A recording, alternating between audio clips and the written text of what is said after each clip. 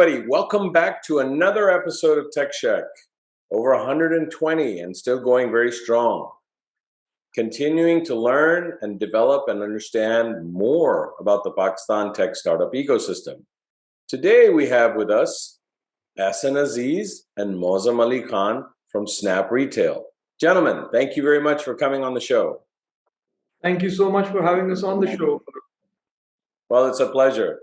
So, as we do Tech Sheck style, we're going to jump right in. Ahsan, please, quick intro. Who are you? What are you doing at Snap?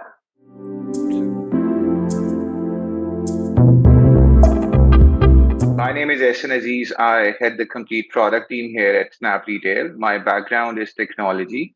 I did my bachelor's and master's both from the computer science field and particularly in the machine learning AI bit.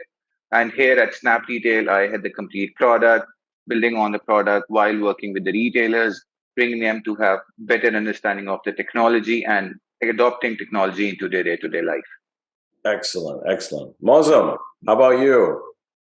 So I'm the Chief Strategy Officer. So basically charting what the future direction of SnappRetail will be, how we'll be deploying, what we'll be doing with the funding, and then of course also planning we just closed our last pre-seed round and also planning the next round as well. Fantastic, fantastic. So guys, just for the audience, so they have a quick overview, what does Snap solve for? What are you doing?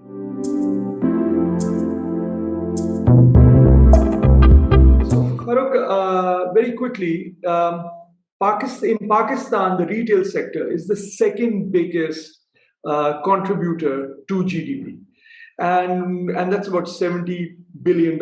And within that, the grocery retail is the sizable sector that consumers access every day for their every needs.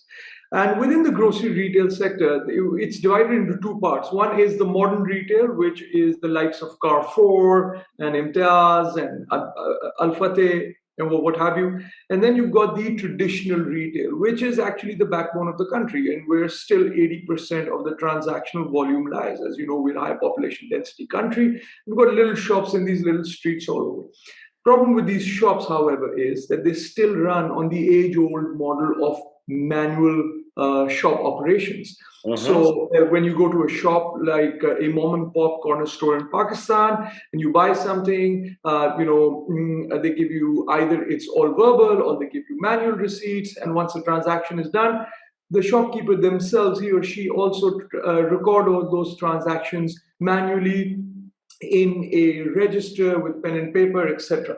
And that, as you can imagine, leads to huge amount of inefficiencies all across the value chain, all the way from how they're transacting and the customer experience to how they're recording their transactions. They're often missing a lot of those transactions. And then, of course, when they're buying goods and inventory, then as well, there's a lot of inefficiency. They don't really know. They have a vague idea, but it's not down to the science, to math, how much they need, what they need, when they need it, what price do they need it at, etc. And of course, similarly, they also do a lot of cash and credit transactions. So having a manual record of that can lead to inefficiencies as far as the cash is concerned. And the credit, I mean, just imagine they've got to be giving microcredit in their localities, and then they just got to remember from a register who they gave money to, how long ago did they give this money to, did they come back and give the money back, etc., etc. So basically, that's the overall inefficiency that we solve for. We digitize this whole ecosystem. And when we do that, all of this starts falling into our data lake. And then we're able to give visibility, transactional and operational visibility, so they can, we can root out this inefficiency. So that's what we're doing currently. And as we move forward, we're looking through partnerships to actually make him even more efficient by increasing their revenue. And how you might imagine? Well, one, these guys don't accept credit card or debit card payments or QR-based payments. So that's about 5 to 10% of their revenue just going out the window. They're missing that. So our devices are going to start allowing them to accept those payments. So that's one. Secondly, and this is what we've seen from our pilot and from our deployment, as the customer, as the retailer starts giving a printed receipt, because now all his transactions become barcoded, so they're able to give you a printed receipt just the way you would get in any modern trade Carrefour chain store. And as that happens, customer experience and satisfaction increases hugely. So we start magnetizing customers towards our SnappRetail outlets. So that's the second way we're able to increase. And then thirdly, through our partnerships, we'll be adding product lines for them. For example, they'll be able to sell data, they'll be able to sell SIMs, they'll be able to do money transfer, bill payments, ticket payments, etc., etc. So that's another slice of the pie that they get. And of course, lastly, from basic analytics, once we start telling them what they sell more of, and what they should be investing more in, and what they sell less of, and what they should be freeing up their investment in, their overall inventory improves, and that means they're out of stock less, and therefore they're able to generate more transactions. So that's on the revenue side. And then now you come on to the cost side.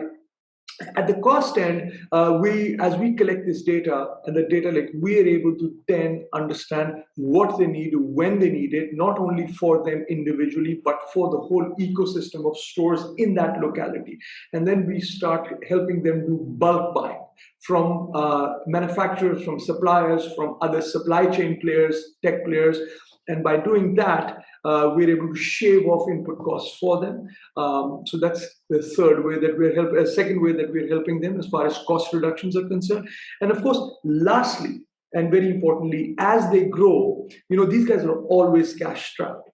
And that is the third and the major play that we have, is that because we have so much data on them, we can do better credit rating of these guys, and based on that we can get them better loans at better prices and larger amounts, and based on that, then with those working capital loans they can invest in the right inventory and of course grow their assortment and grow their sales.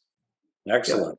Thank you. That's very succinct. And so I guess the critical, and maybe I can come back to Ahsan on this, is Ahsan, in terms of what's the competitive layer look like, right? Who else is out there doing this? Particularly in the sector, if we categorize our trade into multiple channels. So in general trade, they're the likes of SAP, Oracle, and Microsoft, but they are more towards the modern trade stores. Like Moazzam said, Imtiaz, Nahid, and company like these. But when we talk about general trade, the Karyana mom and pop shops, the neighborhood shops, they are currently manual. There haven't been a single player who have really looked into this industry from this way, where they could help these guys in better having understanding of the technology and adopting technology in to help them in better improve their margins, better improve their operations. So competitively, we do have some precedent, some benchmarks globally that we look up to, with the likes of Square, with the likes of GeoMart. But in Pakistan, we believe that we are the first one who are taking this industry from this angle. And in doing so, we are really, the first part for us to manage is the behavior, the change in the behavior for the retailers to adopt the technology first.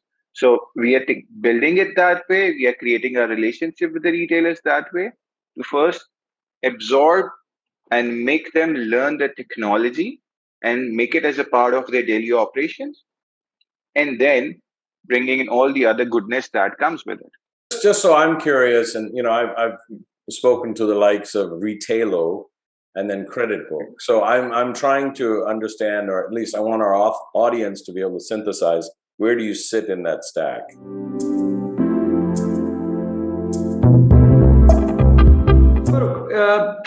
Thank you for that question. I think that is one of those questions that we get most often, and it's very important that we address this, because therein lies the whole value and the power of this proposition. So like Ahsan said, we don't have local competitors, but we have a lot of international players who we look for, who are ahead of this game. So we're really learning from them as well. And this play is not about competition. This play is about collaboration. So let's take a macro view first. Pakistani retail is $70 billion. Last year, we raised about $350 million in total. Out of that, maybe 150 was raised by players operating in retail. And then you've got other ones for commerce, etc., but mainly about 150 million. Now, there is no way that you can use $150 million to drive habit change in a market that is $70 billion. Fair enough. I was looking at an HBR article the other day. It said takes about 10 to 12% of the value of a sector, and you have to invest that over a period of time, which is 3 to 5 years, to drive habit change. And we know that you've seen how we moved from SMS to WhatsApp. It takes time. It takes a lot of investment.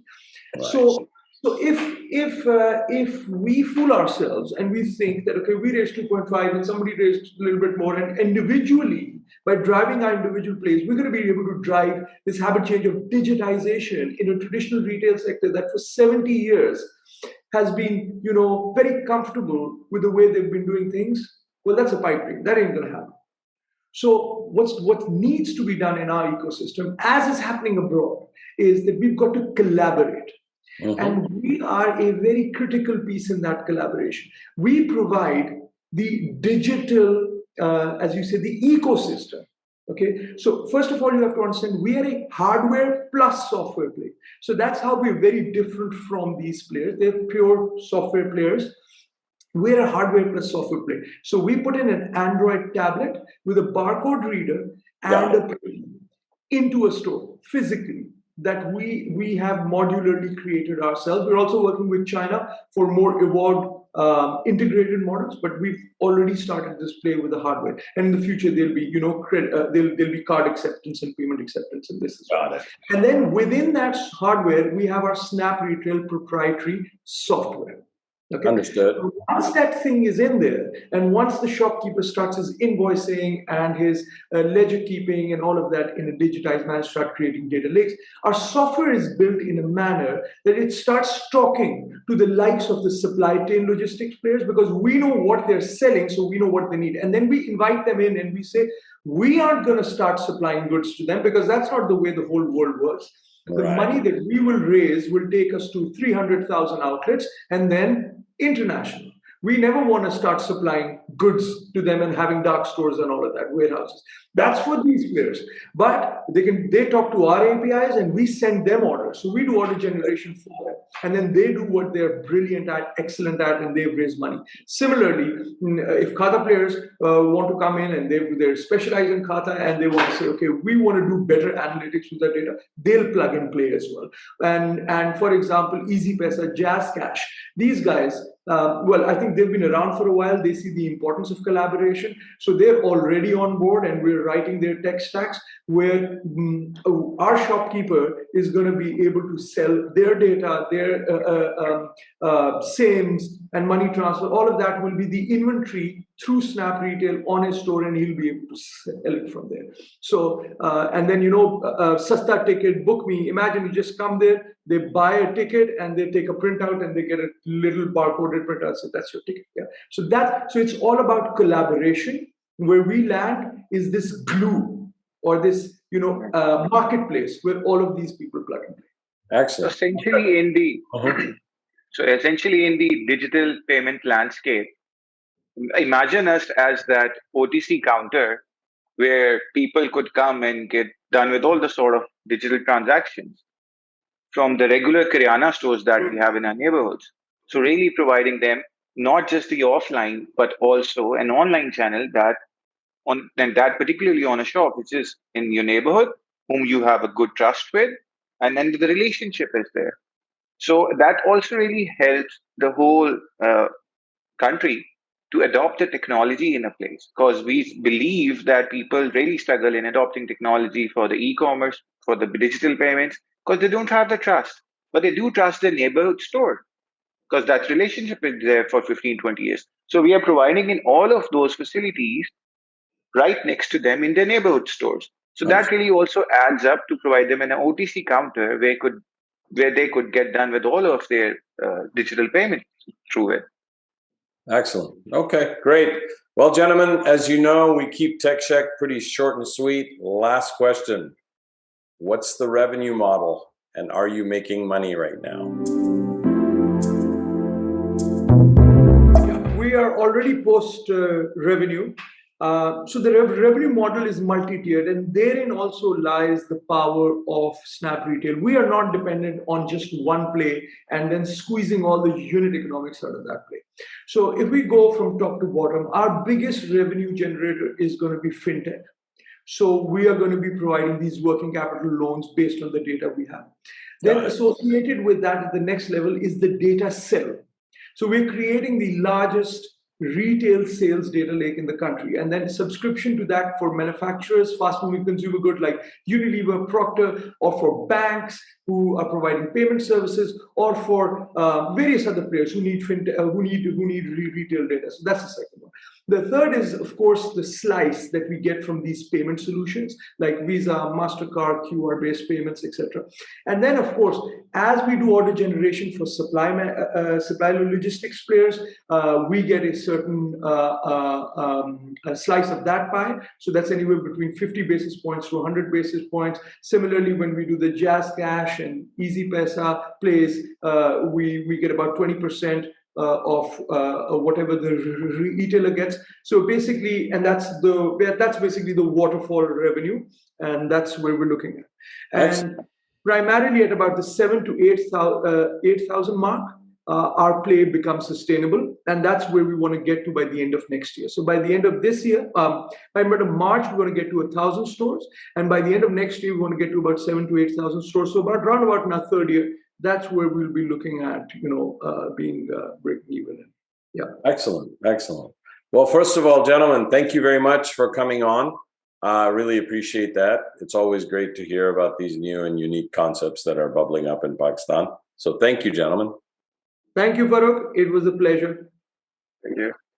And for our audience, as you can see, lots of interesting things happening in the ecosystem, trying to reinvent the way we do things and create value.